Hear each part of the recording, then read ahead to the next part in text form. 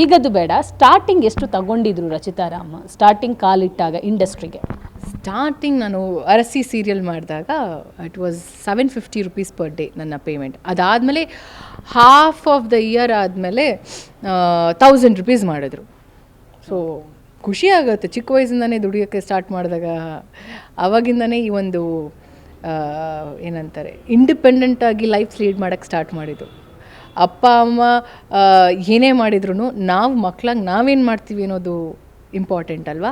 ಸೊಸೈಟಿಲಿ ಅವ್ರಿಗೊಂದು ಮರ್ಯಾದೆ ಇದೆ, ಅವ್ರ ಹೆಸರಲ್ಲಿ ನಾವು ಯಾಕೆ ಬದುಕೋಣ, ನಮ್ಮದು ಒಂದು ಐಡೆಂಟಿಟಿ ಅಂತ ಇರಬೇಕು. ಮೇಡಮ್ ಇನ್ನೊಂದು ಕೇಳಲೇಬೇಕು, ಆಗಲೇ ಹೇಳಿದ್ರಿ ಸಾಕಷ್ಟು ಜನರನ್ನು ಇನ್ಸ್ಪೈರ್ ಆಗಿ ತಗೋತೀನಿ ಅಂತ, ಅದರಲ್ಲಿ ಒಬ್ಬರು ದರ್ಶನ್ ಸರ್ ಹೆಸರು ಕೂಡ ನೀವು ಹೇಳಿದ್ರಿ. ದರ್ಶನ್ ಗಣೇಶ್. ಸೊ ದರ್ಶನ್ ಸರ್ ಅವರ ವಿಚಾರ ನಿಮಗೆ ಗೊತ್ತಿದೆ ಸಾಕಷ್ಟು, ನೀವು ಕೂಡ ಹೇಳಿದ್ದೀರಾ, ಆಗಲೇ ಹೇಳಿದ್ರಿ ರಾಜರು ಎಲ್ಲಿದ್ದರೂ ಕೂಡ ರಾಜರು ಅಂತ. ನೀವು ಜೈಲಿಗೆ ಹೋದಂಥ ಸಂದರ್ಭದಲ್ಲಿ ರಾಜನ್ನ ಯಾವಾಗಲೂ ರಾಜನ ಥರನೇ ನೋಡೋಕ್ಕಿಷ್ಟ, ರಾಜ ಎಲ್ಲಿದ್ರೂ ರಾಜ ಅಂತ ಹೇಳಿಲ್ಲ ನಾನು ಆ ಸಂದರ್ಭದಲ್ಲಿ.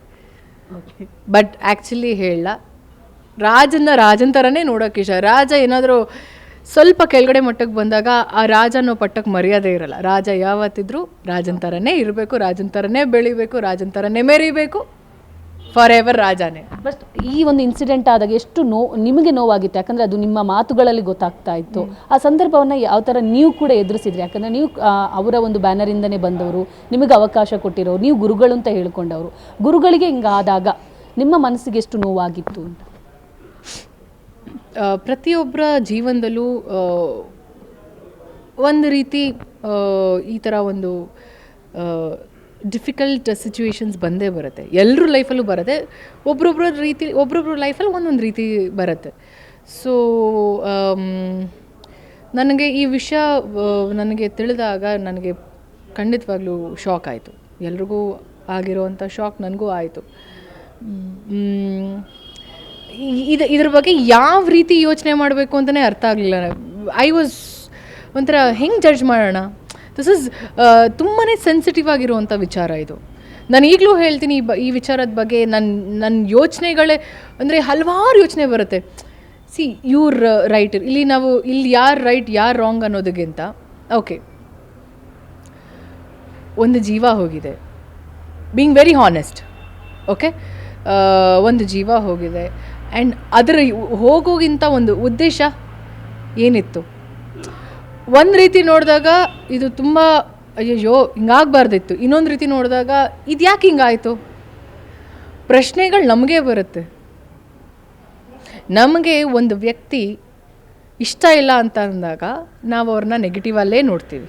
ಏನೇ ಅವ್ರು ಒಂದು ಸಣ್ಣ ವಿಚಾರ ಕೈಯಿಂದ ಏನಾದರೂ ಒಂದು ಪೆನ್ ಬಿದ್ರೂ ಪೆನ್ನು ಬೀಳಿಸ್ಬಿಟ್ರು, ಇನ್ನು ಪೆನ್ ಹಿಡ್ಕೊಳ್ಳೋಕ್ಕೂ ಬರೋಲ್ಲ ಅಂತೀವಿ. ಬಟ್ ಅವ್ರು ಏನಾದರೂ ನಮ್ಗೆ ತುಂಬ ಇಷ್ಟ ಆಯಿತು ಅಂದರೆ ನಾವೇನು ಮಾಡ್ತೀವಿ ಹೇಳಿ, ಅವ್ರು ಏನು ತಪ್ಪು ಮಾಡಿದ್ರು we stand beside them and for them ಅಲ್ವಾ. ಸೊ ಹಾಗೇ ಕೆಲವರು ಇಷ್ಟಪಡ್ತಾರೆ, ಕೆಲವರು ಇಷ್ಟಪಡಲ್ಲ. ಆ್ಯಂಡ್ ತಪ್ಪು ಆಗಿರೋದು ಆಗಿಲ್ವೋ ಅನ್ನೋದು ನ್ಯಾಯಾಲಯ ನಿರ್ಧಾರ ಮಾಡುತ್ತೆ. ನಾವು ಅವ್ರ ಮುಂದೆ ದೊಡ್ಡವರಲ್ಲ. ನ್ಯಾಯಾಲಯ ಕೂಡ ಅಷ್ಟೇ, ದೇವ್ರ ಮುಂದೆ ಅವರು ದೊಡ್ಡವರಲ್ಲ. So he is going to decide, God is going to decide what should happen. Madam ನೀವು ಅವ್ರು ಜೈಲಲ್ಲಿ ಇದ್ದಂಥ ಸಂದರ್ಭದಲ್ಲಿ ನೀವು ಕೂಡ ಮೀಟ್ ಮಾಡೋಕ್ಕೆ ಹೋಗಿದ್ರಿ. ಆ ಸಂದರ್ಭದಲ್ಲಿ ಏನಾದರೂ ಹೇಳ್ಕೊಂಡಿದ್ರ ನಿಮ್ಮ ಜೊತೆಗೆ? ಅವರು ಬಂದ ಮೇಲೆ ಅವರನ್ನೇನಾದರೂ ನೀವು ಭೇಟಿ ಮಾಡೋಕ್ಕೆ ಪ್ರಯತ್ನ ಪಟ್ಟಿದ್ದೀರಾ ಅಂತ?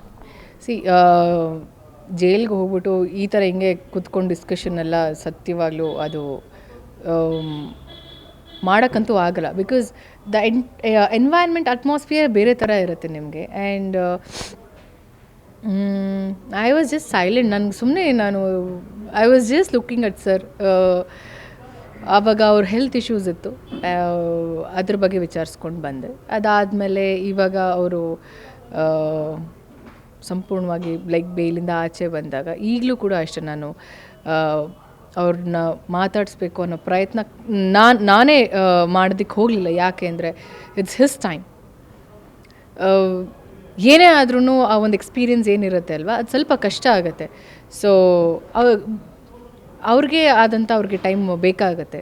ಹೋಗಿ ನಾವು ಡಿಸ್ಟರ್ಬ್ ಮಾಡೋದು ತಪ್ಪಾಗುತ್ತೆ. I don't want to disturb him.